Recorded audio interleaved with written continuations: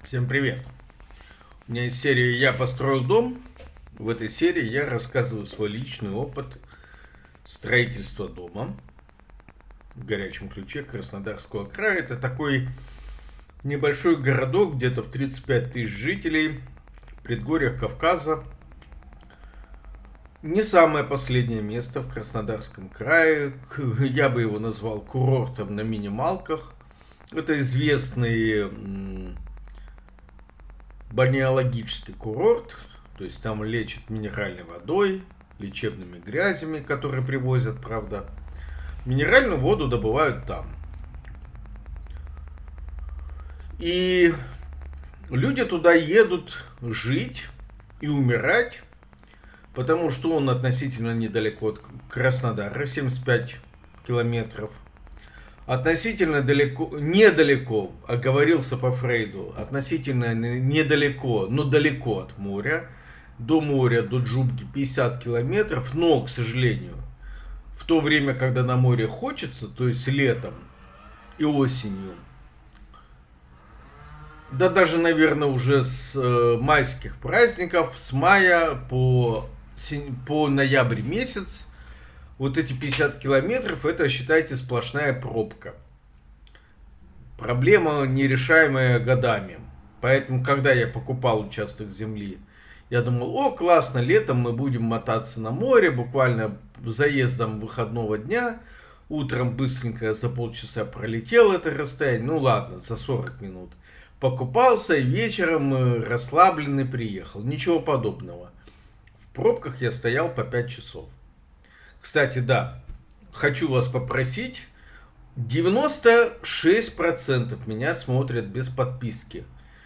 Поэтому, пожалуйста, подпишитесь, поставьте лайк во время просмотра, напишите мне комментарии. Нравится вам, напишите хороший комментарий, не нравится, напишите плохой комментарий, напишите, что вас беспокоит, потому что я читаю ваши комментарии, и мне очень важно знать, а на самом деле, чем живут люди, какие у них заботы. Можно писать комментарии, кстати говоря, не связанные с тематикой видео. Я каждый комментарий читаю и на каждый стараюсь ответить, если есть на что отвечать. Можете меня поддержать на Бусти, на Патреоне, на Buy Me Coffee, на YouTube можно подписку оформить на мой канал. Пользуйтесь VPN, потому что не всегда можно открыть сайты с помощью обычного браузера и устанавливать VPN. И тогда вы меня будете видеть из любой точки мира.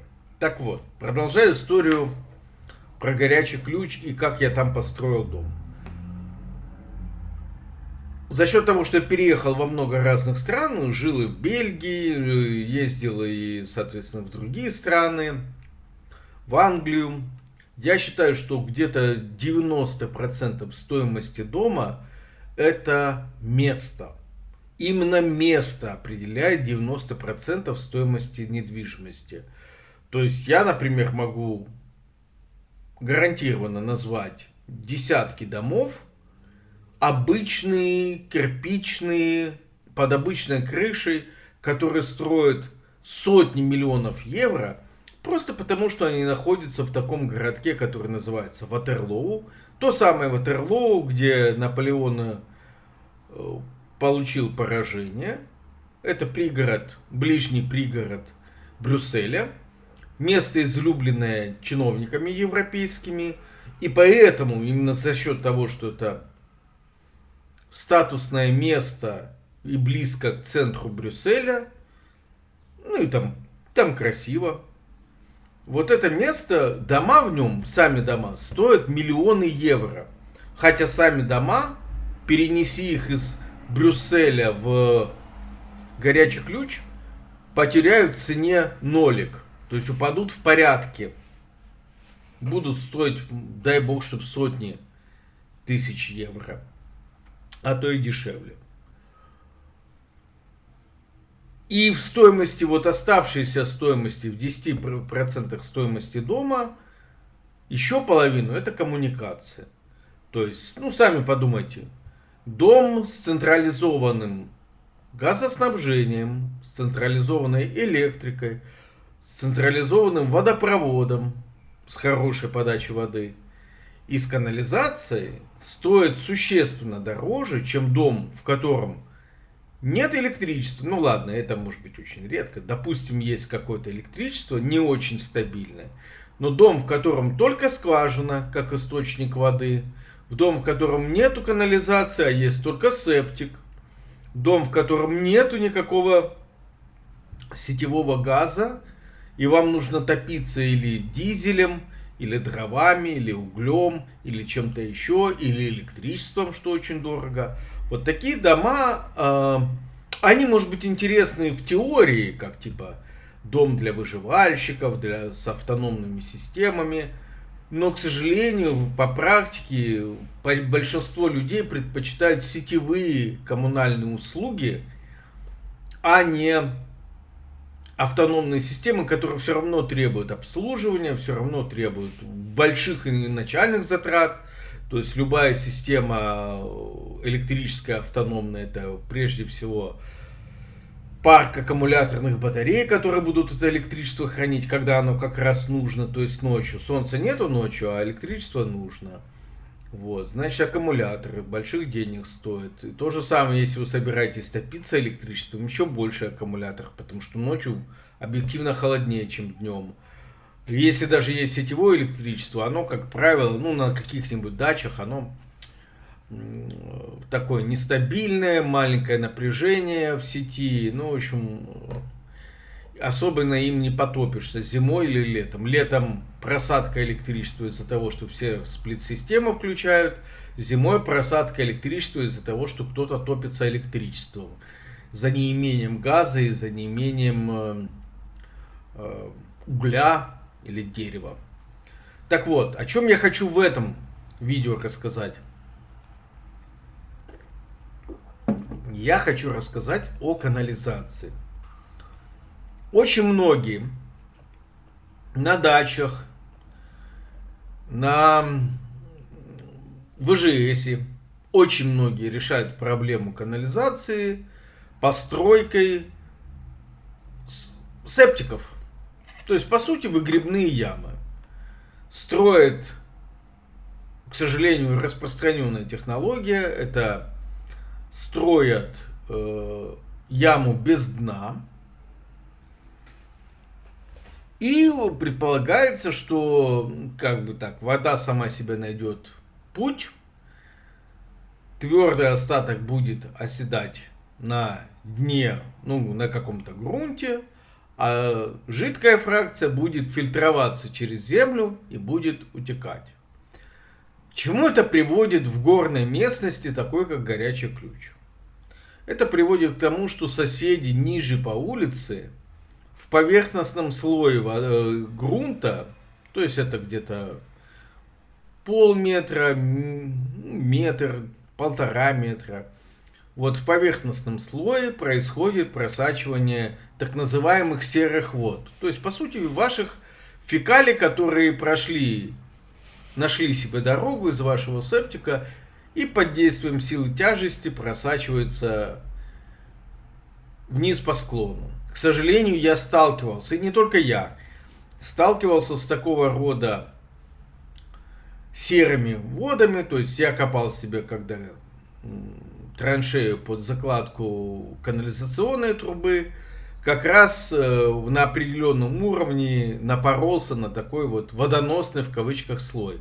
При том, что на улице была августовская жара и сушь, что очень характерно для Кубани, что в августе очень жарко и сухо, и вот, а вода шпарила в этом слое, как будто на улице ливни были. Что плохого в септике? Ну, во-первых, вам нужно найти место на участке подальше от ваших окон, где вы могли выкопать такую яму. Напомню, что по градостроительным нормам есть требования, на основании которых вы не можете размещать близко к забору туалет. Я могу ошибиться в точной цифре, но, по-моему, 2 метра от забора с соседями — это та норма, по которой вы должны размещать септик. То есть ближе 2 метров вы не можете к забору построить септик. Я уверен, что эта норма всегда нарушается, но поверьте мне, нет ничего хуже, чем скандал с соседями, когда вы, допустим, выкопали септик, его как-то облагородили, ну, стенки как минимум выложили из кирпича или шлакоблока, подвели туда канализацию, а потом сосед начинает вам предъявлять претензии, говорить: мне воняет из твоего септика, потому что в септике, как правило, организовывают вентиляцию. Ну, это хотя бы нужно для того, чтобы не создавалось воздушной пробки. То есть, когда вы смываете, вы продукты своей жизнедеятельности, они идут вместе с неким таким вот давлением воды, и эта вода, она создает определенное давление в трубе. Соответственно, если септик будет герметичен, то вот эта вот бегущая вода с фекалиями, она будет тормозиться сжимаемым воздухом. Поэтому в септиках создают вентиляцию. Вот. Ну, так, кстати говоря, меньше воняет в септике. Просто если потом открыть без вентиляции, там запах будет, мама не горюй. Так вот, септик должен быть, могу еще раз ошибиться, но примерно в 2 метрах от границы участка. Дальше какая проблема с септиком? Это его переполняемость. Даже если у вас септик без дна, что, конечно, само по себе нарушение, но кто его проверит? Ну вот, кстати говоря, если соседи обнаружат, что из вашего участка текут серые воды фекальные, то придет проверка и обнаружит. Но если вы делаете септик без дна, и, допустим, у вас семья с детьми, то вы каждый день принимаете ванну, именно наполняете ванну, это 100 литров, плюс смываете унитаз, впитывающая способность грунтов, как правило, не такая, чтобы принимать и впитывать за сутки 100 литров. То есть септик все равно будет наполняться. Вот к чему я веду. И септик будет наполняться, и, соответственно, летом или зимой, что скорее всего, когда земля промерзает, и когда, соответственно, температура падает ниже нуля, грунт, хотите не хотите, становится более твердым, и, соответственно, септик наполнится. А значит, нужно вызывать ассенизатора. Как и любая услуга ассенизатора растет в цене в течение лет. То есть я помню, я вызывал, у меня был септик большой на 16 кубических метров. И летом чаще, потому что купались чаще, ну, жарко, с улицы зашел, надо искупаться. Зимой реже, но все равно вызывал ассенизатора регулярно. Наполняемость разная. Ну, летом я помню, что мы вызывали, по-моему, раз в месяц. Потому что ванны, наполняли ванны, купались из-за этого. Все хотят канализационную трубу, и там у вас варианта 2 с канализацией. Первый вариант более экзотичный, я его поэтому озвучу и не буду рассматривать. Это, допустим, как в моем случае. У меня уклон идет на Ольховой от улицы в сторону леса. И, соответственно, септик был построен около леса. Потому что уклон естественный туда. Да и, кстати говоря, это дальше было от соседей, от всех. Чтобы соблюсти эти 2 метра. Но когда мы построили общую канализационную трубу по улице, первый выбор, который мне сделали, это построить напорную канализацию. То есть, по сути, проложить трубу, ну, если хотите, не глубоко, закопать ее, сэкономить на копке, на прокладке, сэкономить на всяких переходных колодцах поворотных. Но около дома разместить устройство для создания напора в канализации, ну то есть насос, фекальный насос, который бы поднимал все, что мы сливаем в канализацию, на вот эту невысокую глубину. То есть понятно, что заглублять нужно было бы примерно на метр, чтобы ниже уровня промерзания грунта, который в Краснодарском крае 70 сантиметров. И вот где-то на метр нужно было копать канализацию, но зато не надо было уходить глубоко. Я вам расскажу, что я на самом деле ушел очень глубоко. Второй вариант, когда у вас нет таких сложностей, как у меня, делать канализацию с естественным уклоном. Ну, в равнинной местности это самый распространенный вариант, а в горах, видите, в зависимости от условий. У меня дом находился ниже улицы, перепад высот был с улицы примерно метр, поэтому мне было очень тяжело сделать самотечную наклонную канализацию. О самотечной наклонной канализации все мечтают. Чем плоха напорная канализация? Да тем, что летом в горячем ключе уже, как правило, отключают электричество на сутки бывает. Бывает на двое, ну когда система не выдерживает. Бывает даже на трое суток отключают электричество. А раз не работает фекальный насос, значит вы не можете пользоваться канализацией. Ну, трое суток невозможно не ходить в туалет и не какать. И даже если вы смоете из ведра, то насос-то не работает, а значит вам нужен что? Вам нужен какой-то генератор бензиновый, который вы включите, а потом пойдете в туалет покакаете, а потом, соответственно, этот насос ваш фекалий поднимет с той глубины, которая у вас идет на септик, на глубину, которая идет на канализацию. То есть проблема напорной канализации — это нестабильность электричества. Ее можно решить, но все равно это дополнительная проблема, дополнительное оборудование, которое у вас должно быть, типа бензонасоса, бензогенератора или дизельного генератора, или какой-то сложной системы электробатареи, солнечных батарей, аккумуляторов, чтобы это все аккумулировать, чтобы у вас энергонезависимо работал фекальный насос. А это деньги. То есть солнечные батареи, электричество, конвертер — это все деньги. Прокладка, инсталляция — это все деньги. Короче, напорная канализация, самотечная — это мечта любого жителя частного дома. Вот. Выпьем же за это. Это, кстати, гранатовый сок. Ну, тут смесь гранатовый сок, виноградный сок и яблочный сок. Кисленько, приятненько. Всего лишь евро за литр стоит. Пишут без подсластителей. Так вот, как мы делали в горячем ключе?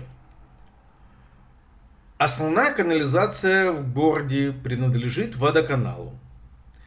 На улице Пархоменко проложен участок кооперативной канализации, который принадлежит не водоканалу. Дальше по улице Титова, ниже моего дома, тоже канализация принадлежит разным лицам, кооперативная. То есть люди собрались и когда-то в какие-то предыдущие годы проложили там канализацию. И эта канализация не водоканала, это канализация частных людей. И примерно в 2018 году мы задумались, жители улицы Ольхова и жители улицы Титова задумались над тем, чтобы проложить канализацию дальше вот по нашим улицам вниз. Город нам ответил однозначно: мы канализацию у вас строить не будем. Чуть ли не дописали: а зачем она вам там? Вы можете спускать фекалии на голову своих соседей, потому что вы же на горе находитесь. Ну вот, мы решили строить эту канализацию. Тогда был замглавы по ЖКХ Батманов. Он предлагал нам своих подрядчиков. проектировщиков, но мы нашли какую-то организацию в Краснодаре, которая не была знакома с местным водоканалом, заплатили им за топосъемку, всегда нужно делать топосъемку, заплатили им за проектирование и, по-моему, за 100 тысяч рублей, если я не ошибаюсь, нам сделали проект. Ну, это цены 17 или 18 года я называю. Мы в складчину 16 человек, если я еще не ошибаюсь, скинулись и оплатили эти работы. Топосъемка каких-то денег стоила и отдельно проектирование вот около 100 тысяч или 120 тысяч. Может быть, это вместе с топосъемкой. Ну, порядок цены вам понятен. Цены 2018 года. Дальше. Также эта организация предлагала в 2018 году, чтобы еще... Это только проект канализации, только по улице, без учета канализации внутри домовых участков. То есть это вот основная труба диаметром, по-моему, 120 миллиметров или 200 миллиметров. Ну, то есть я не помню диаметр, то ли 12 сантиметров, то ли 20 сантиметров. Вот эту канализацию по-моему, 20 сантиметров, да, 200 миллиметров. Проложить должны были по улице. Таков был проект. А каждый собственник еще за свои деньги должен был подключиться, построив канализацию у себя на участке. И за это тоже надо было организации проектировщиков заплатить. Проектной организации, да. Ну, в общем, я в 2018 году решил не платить и не делать проект, потому что еще занимался перепланировкой на своем участке. А в 2021 году я уже понял, что тех условия, которые были выданы, они устаревают, выдают тех условий на 3 года. То есть, да, в 2019 году я их получил. Тех условия выдает водоканал. Несмотря на то, что канализация общая и построена нами как кооперативная, то есть совместная собственность, тех условий на подключение канализации выдает водоканал. И ему же вы должны заплатить обязательные платежи за присоединение. Ну, как будто они хотят с вас взять деньги за то, что вы дополнительную нагрузку создаете на канализационную систему. И, соответственно, дополнительное нужно оборудование закупать на расширение своих мощностей по переработке ваших фекалий. По сути, они берут у вас деньги. Покупают они новые насосы, не покупают, я не знаю. Скорее всего, нет. Но деньги вы им должны заплатить. Я заплатил, опять же, на память называю цены, за тех условия и за присоединение порядка 8 тысяч водоканалу. То есть были те деньги 120 тысяч, по-моему, плюс вот эти 8 водоканала. У меня были тех условия, срок годности их 3 года. И вот в 2021 году я бросился экстренно делать проект, чтобы тех условия новые не получать. Ну, ничего особо не поменялось на улице. Ну, бюрократия есть бюрократия. В 2022 году, нет, в 2021 даже, я сделал проект. Уже не стал изобретать велосипеда, спросил в производственно-техническом отделе, в ПТО, в водоканале, какую организацию проектировщиков они рекомендуют. Ну, то есть проекты, чьи они согласовывают автоматом. Мне назвали организацию, я пришел в эту организацию, мне сказали, они знают наш какашка-провод, то есть я не первый, кто пришел к ним за проектом. И, в общем, 3500 мне стоила канализация самотечная, проект самотечной канализации по моему участку. По этому проекту я должен был уходить с глубины, ну, вот где у меня шла канализация около дома к септику, у меня была глубина 40 сантиметров от грунта. И с этой глубины, ну, около дома 40 сантиметров выпуск. И я с этой глубины должен был уйти на 2 метра. Вот такой перепад высот. Потому что у меня очень далеко было...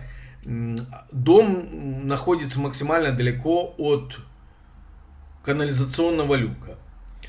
Повезло то, что... Не то, что повезло, а заранее, когда строили канализацию. Да, канализацию нам построили по-моему, в 21 году.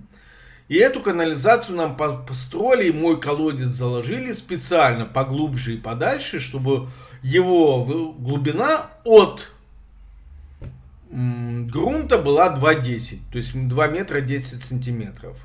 Ну, там днище же бетонируется, труба закладывается, то есть я мог углубиться как раз на эти искомые 2 метра. Вот. Так что мне нужно было вот эти вот 1,60 м, перепад высот раскопать и проложить. Проект я сделал, 3500 это стоило.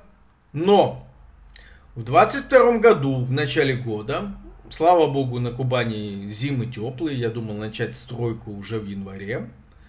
В 22 году в горячем ключе есть Сергей Петрович, который занимается строительством канализации, которого ПТО, то есть производственно-технический отдел водоканала, по умолчанию рекомендуют в качестве исполнителя на строительство канализации.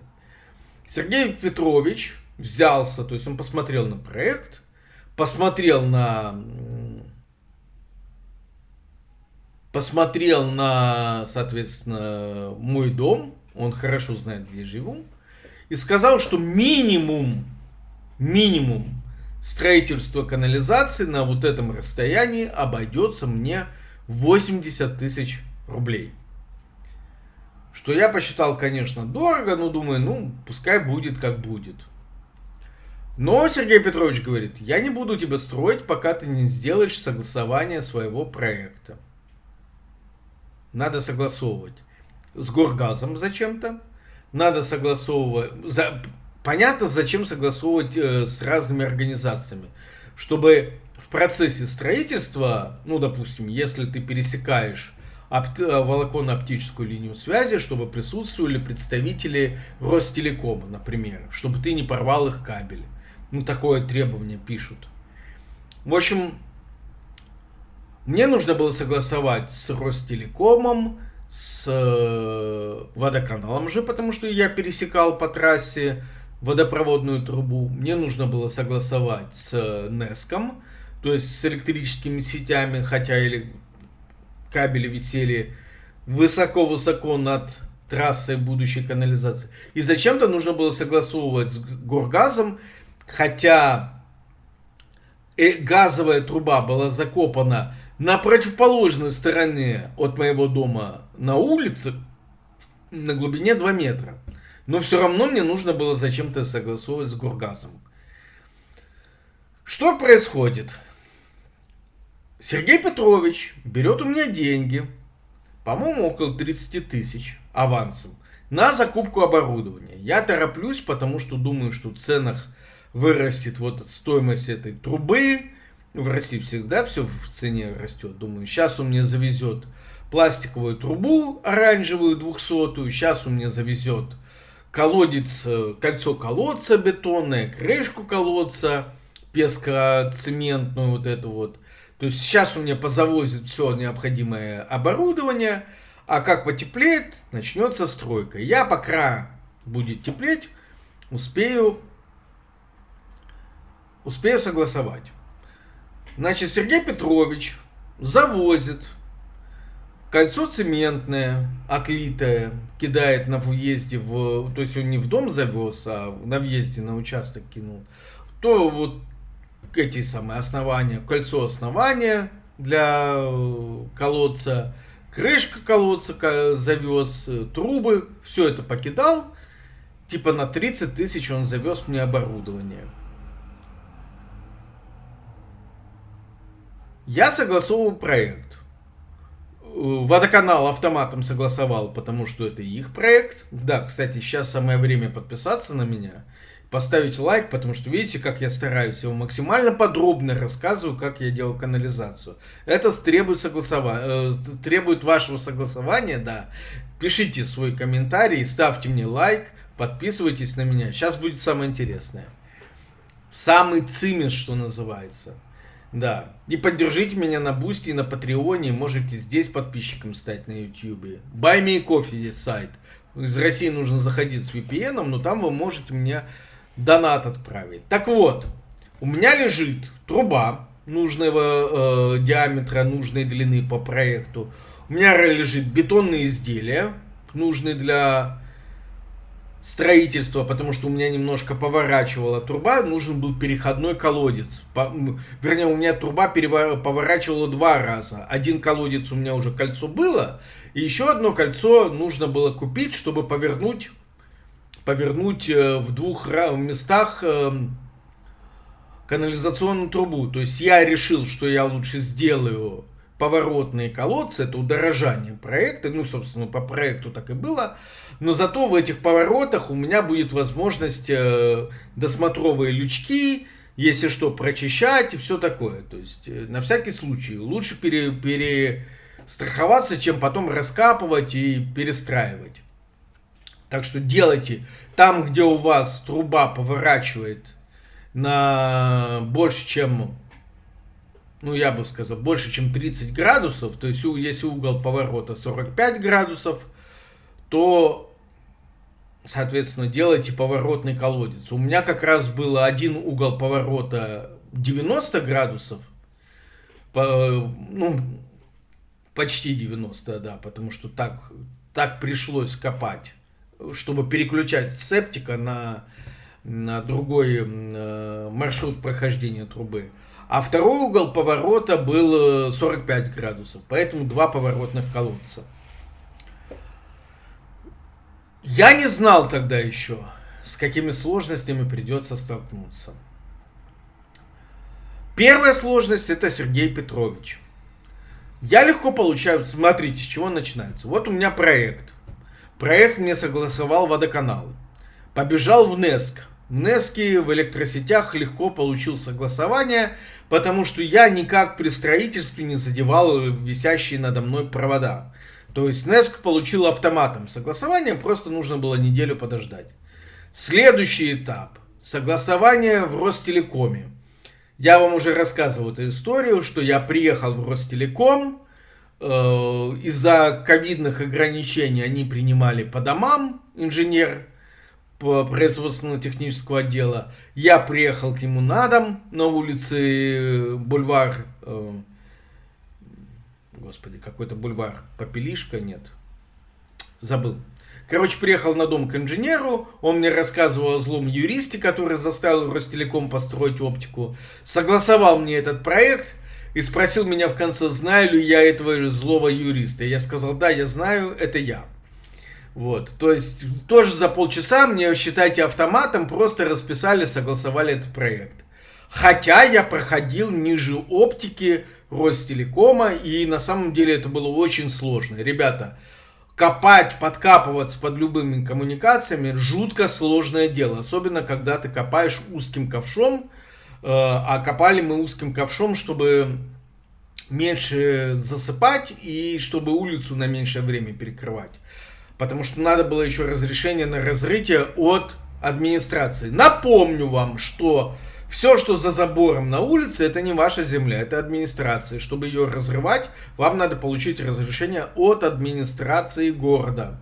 Ну или района города, в зависимости от того, в каком городе вы живете. И это согласование администрация ставит последнее, после всех остальных согласований. Дальше я поехал в Горгаз. В Горгазе я скажу свое оценочное суждение. Меня начали хороводить. И начали типа, ой, да нет, мы должны выехать. Ну, короче, тянуть время. Я говорю, а в чем смысл вашего выезда? Ваша газовая труба лежит на глубине 2 метра. В 1,5 метрах от того места, где я буду раскапывать дорогу. Я никак не пересекаюсь с вашей газовой трубой. Ваша газовая труба лежит с одной стороны дороги на глубине 2 метра, а я буду копать с другой стороны дороги на глубине 2 метра. Я с вами никак не пересекусь с газовой трубой. Ой, нет, ой, нет, ой, нет, ой, нет. В конце концов, я дошел до генерального директора этого Межрегионгаза в горячем ключе. На то время, в 22 году, это человек по фамилии Чич. Вот. И начал уже ругаться и говорит: да что ж такое, я никак с вами не пересекаюсь, а вы не хотите мне согласовывать эту трубу, прокладку. В конце концов, с небольшим скандалом мне согласование Горгаз поставил. Ну и администрации городской деваться некуда. Все согласования я прошел где-то за месяц, что необычайно быстро. И городская администрация выдала мне разрешение на разрытие улицы Ольховой. Ну, выдается разрешение не организации, которая подрядная, а выдается разрешение собственнику, кто строит. На мне вся ответственность на самом деле. Вот, я приезжаю с этими документами к Сергею Петровичу. Он это все смотрит, что я быстро все согласовал, и говорит: ой, да, все, а как тебе это удалось? Я говорю: ну, Сергей Петрович, я же известный специалист по добиванию чиновников нужного от них результата.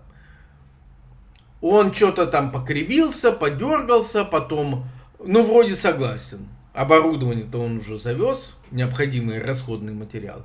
А потом какая-то шлея ему под хвост щелкнула. И в середине февраля он мне звонит, скандалит, орет, он вообще достаточно скандальный мужик. И говорит: нет, я не буду, ты там в Горгазе, вот, поскандалил, а меня теперь туда не пустят. Что за глупости? Как-то не пустят. Это я добивался того, что мне по закону положено. Все возможные претензии ко мне. Тем более странно это слышать от Сергея Петровича, который знал мой характер, знал, чем я занимаюсь правозащитной деятельностью в горячем ключе. Ну, он знал меня как облупленного. Более того, он меня поддерживал на выборах. И, в общем, этот человек, который, я думал, человек слова, говорит: нет, я не буду тебе делать ничего. А вот то, что ты там мне заплатил денег, мы тебе оборудование на эти деньги завезли, и больше ничего тебе не должны. Я удивляюсь, как же так, на 30 тысяч якобы завез оборудование, неужели там копать только 50 тысяч? Примерно цифры я не помню, то есть, по-моему, мы на 80 тысяч договаривались. Я начинаю пересчитывать, и выясняется, что колодец, вот это вот, вернее, бетонное кольцо колодца и крышка, это колодца, что-то очень дорого стоит. Спрашиваю у Сергея Петровича: а где ты взял это все, в каком месте? Вот я купил на заводе ЖБИ в горячем ключе. Я поехал на завод ЖБИ узнать стоимость, перепроверить. Я такой человек, да, я хочу докапываться до мелочей. Приезжаю, показываю фотографию кольца. Они говорят: нет, это не наше кольцо, это кольцо стоит копейки, что-то там в районе 1000. Его эти кольца такие отливают вот у нас за забором. Типа шабашники какие-то льют кольца не по технологии за забором. Я действительно заезжаю за забор завода ЖБИ в горячем ключе, и там вижу один в один такое кольцо, как у меня. И действительно их льют не в цеху, а на улице, под снегом, в мороз. Ровно такое же кольцо, как у меня Сергей Петрович привез. И цена тому кольцу в 30% от заводского. Я, соответственно, беру прайс, фотографирую, делаю всю калькуляцию, говорю: Сергей Петрович, вы мне должны денег. Потому что кольцо, которое вы мне привезли, оно стоит дешевле. На заводе сказали, что это не их кольцо, а вот шабашники как раз сказали, что это их кольцо и их крышка вот этого бетонного кольца для колодца. И тут мне звонит Сергей, генеральный директор фирмы, где Сергей Петрович, его отец, соответственно. Сын звонит, мат-перемат, пьяный: да я к тебе сейчас приеду, да я тебе устрою разборку. Не хотели они возвращать деньги. Я предложил приехать и устроить разборку Сергею. Он на черной Камри ездит. Я, честно говоря, не помню их фамилию. Где-то в голове крутилось, но забыл. Никуда он не приехал, только угрожал. В конце концов, стоимость материалов, которые мне завезли, вот этой оранжевой трубы и бетонных изделий. Я согласился, что пускай я их оставлю, но по той цене, по себестоимости, которая она стоит даже с учетом доставки. В общем, нужно было им вернуть еще порядка, по-моему, если не ошибаюсь, 15-20 тысяч. Я могу ошибиться в цене. Ну, короче говоря, возвращать еще нужно было денег.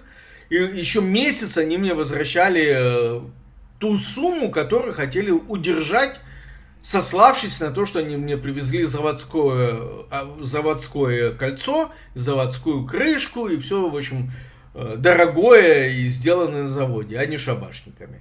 Но вернули деньги после неоднократных упоминаний и дополнительной ругани. В конце концов, они посчитали, что им проще вернуть мне деньги, чем разбираться почему.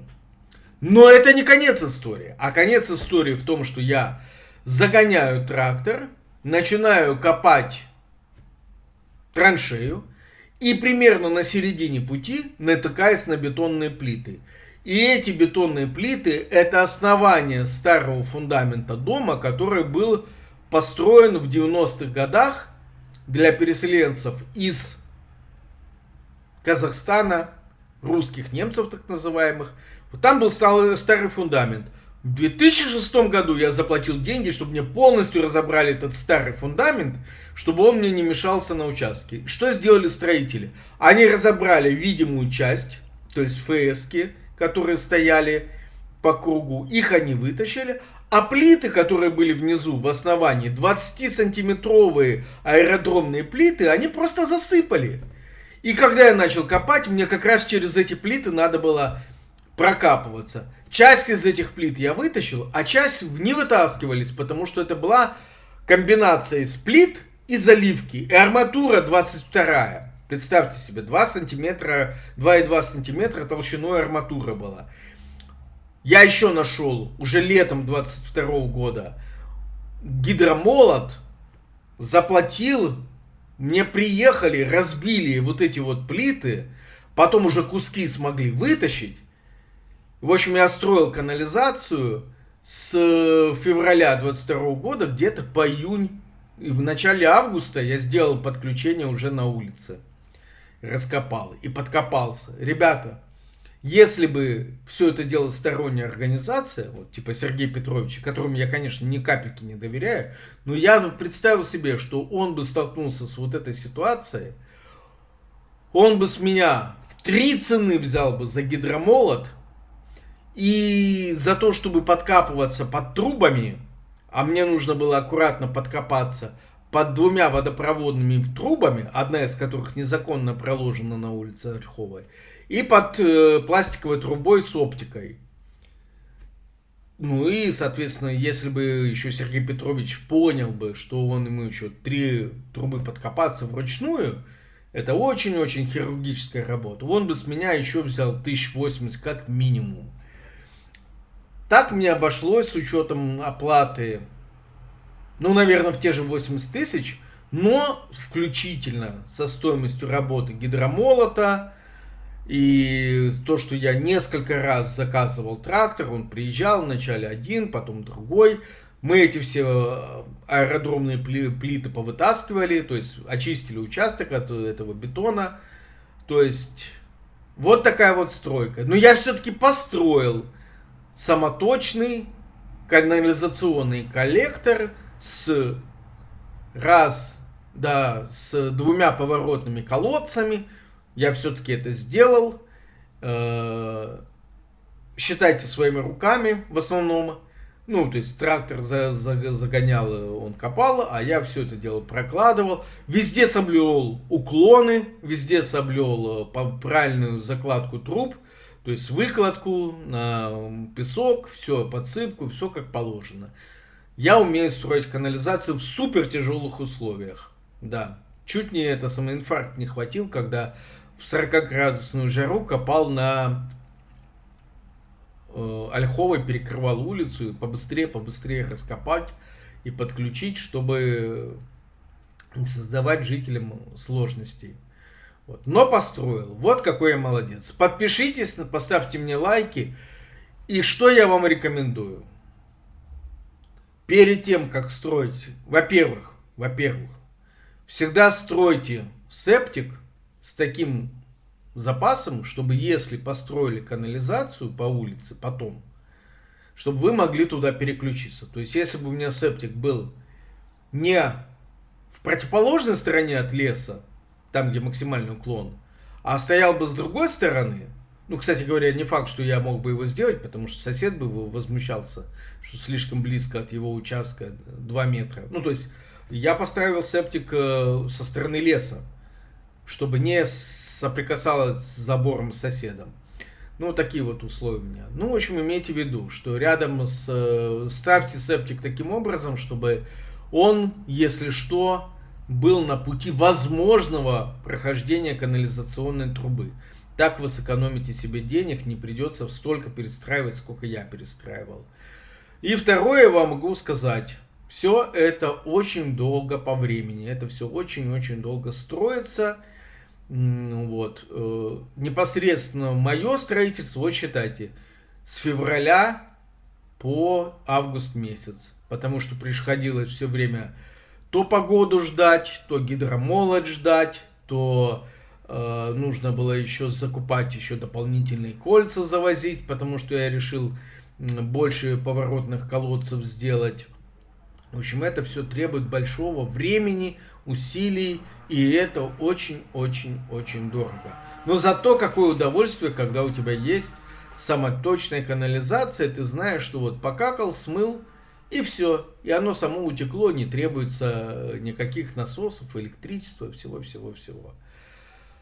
А теперь жителям улицы Ольховой, которые вот сейчас купили дома, им нужно платить деньги нам, жителям, которые первоначально скинулись на эту канализацию. Но есть и нюанс. Проблема кооперативной канализации, которая не передана на баланс водоканалу, в том, что это чужая канализация для водоканала. То есть, что бы ни случилось с этой канализацией, забилась она, провалилась она, в нее незаконно подключились. Это вот общая собственность, общедомовая, если хотите, общеквартальная. И, соответственно, несем из-за нее ответственность мы все, те, кто в нее вложился, те, кто ее построили. Забилась, она уже начала забиваться, забилась эта канализация, значит, скидываемся, и приезжает кто-то и чистит. Но, с другой стороны, почему сейчас эту канализацию водоканалу не передают? Потому что есть надежда, что тот, кто захочет подключиться к канализации в будущем, он придет к нам, к собственникам, кто построил эту канализацию, кооперативу, и скажет: мы хотим подключиться. Мы скажем: хорошо, стоимость подключения, условно говоря, 35 тысяч или там 40 тысяч. Не хотите, стройте септик. Хотите, платите 35 тысяч и подключайтесь. Вот почему водоканал бы и хотел забрать эту канализацию и брать побольше денег с желающих. Да, пока жители не отдают. Но, насколько я слышал, и они уже сейчас вкладываются в чистку. Все, всем пока. Длинная, но очень поучительная история. Пока-пока. Пишите вопросы в комментариях.